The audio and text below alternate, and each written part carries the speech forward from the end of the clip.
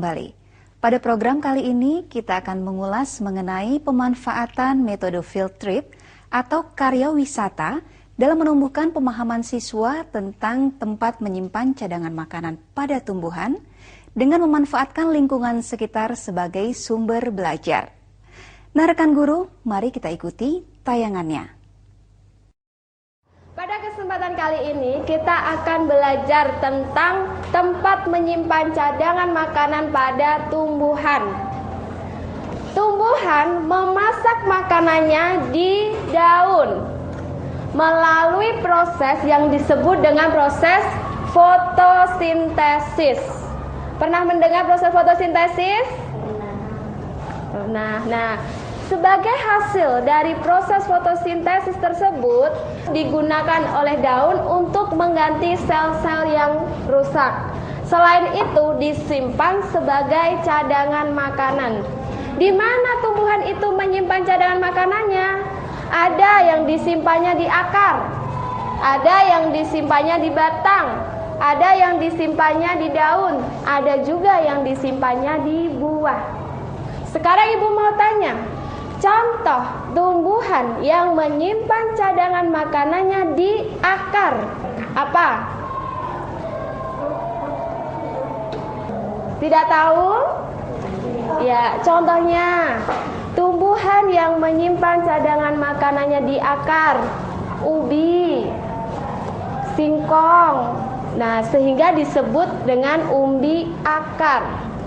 Sedangkan contoh dari tumbuhan yang menyimpan cadangan makanannya di batang itu adalah tebu, sagu. Itu menyimpan cadangan makanannya di batang. Mengerti semuanya?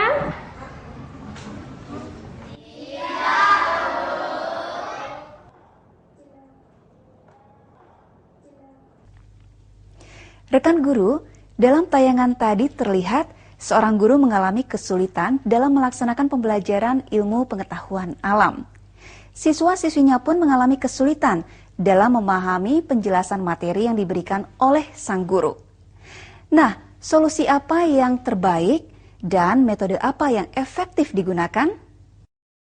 Metode field trip atau karya wisata merupakan suatu perjalanan yang dilakukan oleh peserta didik untuk memperoleh pengalaman belajar, terutama pengalaman langsung yang berhubungan dengan materi belajar yang diberikan dan merupakan bagian integral dari kurikulum sekolah berkaitan dengan pengembangan wawasan pengalaman di luar kelas.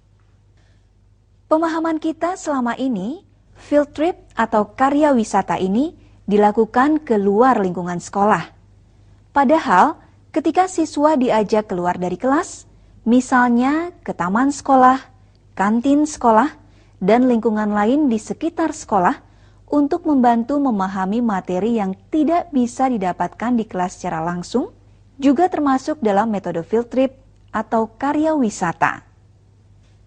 Sebelum metode field trip atau karya wisata digunakan dan dikembangkan sebagai metode pembelajaran, hal-hal yang perlu diperhatikan adalah menentukan tempat yang akan digunakan sebagai sumber, mengamati kesesuaian sumber belajar dengan tujuan dan program sekolah, menganalisis sumber belajar berdasarkan nilai-nilai pedagogis, menghubungkan sumber belajar dengan kurikulum, apakah sumber-sumber belajar dalam karya wisata menunjang dan sesuai dengan tuntutan kurikulum, melaksanakan karya wisata sesuai dengan tujuan yang telah ditetapkan, dengan memperhatikan tujuan pembelajaran, materi pelajaran, efek pembelajaran, serta iklim yang kondusif.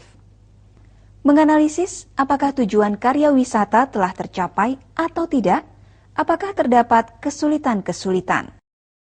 Hari ini kita akan mengadakan karya wisata.